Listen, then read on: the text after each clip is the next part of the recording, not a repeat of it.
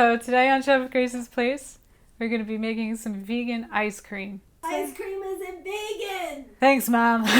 As we all know, cream isn't vegan.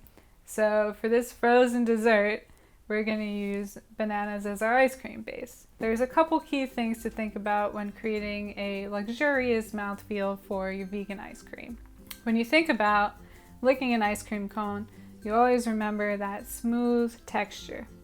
Now there's a lot of ways to accomplish that texture, but one of the most important things is that the ice crystals are very small. If the ice crystals are too big, it's going to feel gritty in your mouth.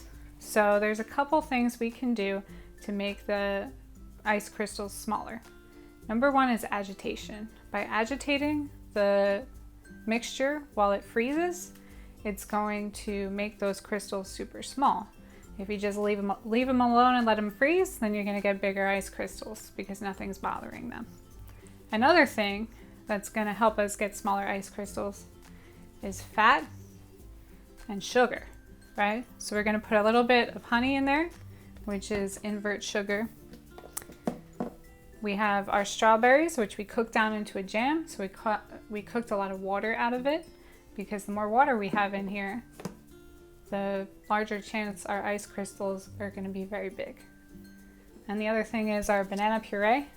It's full of sugar because we're using super ripe bananas that we put in the freezer, and basically when you take them out of the freezer, they kind of just turn into puree themselves. You barely have to mix them up.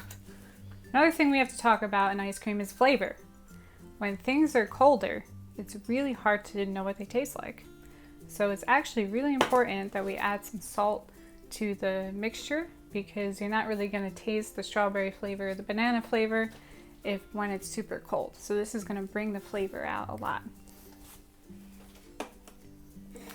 Now, since this is vegan, we have to think about fats that are vegan. So one of the things you can use is coconut milk, or even better, some coconut cream.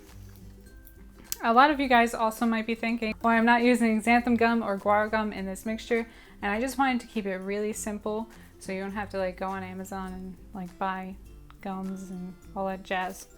So some of the coconut cream you get, it might actually have guar gum in it, and that's going to help give you that kind of stretchy texture you get in ice cream sometimes. And you'll just need to look at the label and see if there's guar gum in there or not. All right, so the first thing we're gonna do is we're gonna take our banana puree, we're gonna get it in the food processor. So once I have my banana puree in the food processor, I'm gonna add in my strawberry jam.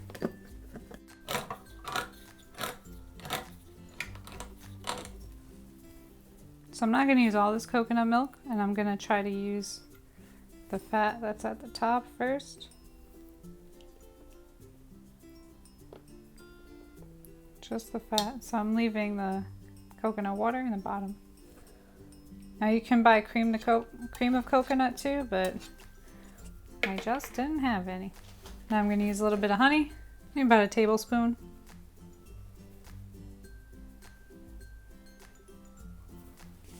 And a pinch of salt. An Italian pinch. Maybe 2 pinches. It's good enough. All right, and then we just got to blend it together. All right, so before we put our frozen dessert in our Tupperware, you want to taste it. It's really important that while it's in this melted state, that flavor really punches you in the face, because when it's cold, its flavor is not going to be as strong. You're not going to be able to taste it as much. So as soon as you put it into your mouth, if that strawberry flavor isn't just bam, I'm strawberry, you don't have enough salt in there. So add a little bit more salt and it'll bring out the flavor. If your mixture tastes salty, that means you've gone too far. You've added too much salt. There's not much you can do. You could add in more puree and try to dilute it a little bit, but you want to salt to the point where the flavor is at its maximum, but it still doesn't taste salty. There's no measurement that's going to teach you that. You're just going to have to taste. You're only going to need a pinch, but make sure it's an Italian pinch. Because we're doing this without an ice cream machine, so you don't have to go out and buy an ice cream machine, we're not done yet. An ice cream machine agitates the ice cream base while it spins, and that's what creates the small ice crystals. Now we're not going to be able to get as small as that, but we want to get a little bit close so we have a nice mouth feel with our vegan ice cream. So I'm going to come back maybe every half hour or so, and I'm just going to go and I'm going to scrape with my fork. You also do this when you make Italian style granita, but it'll work well with this because the fat in this mixture is going to help make those ice crystals nice and short.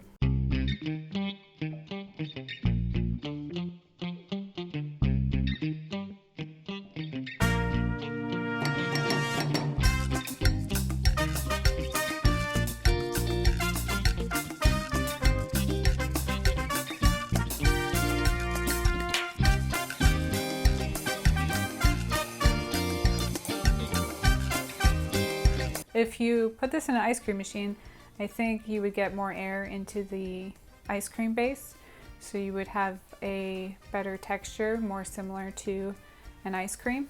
We're trying to keep it low tech here. It has a little bit of an icy texture. Yeah, it's got that stretchiness like ice cream.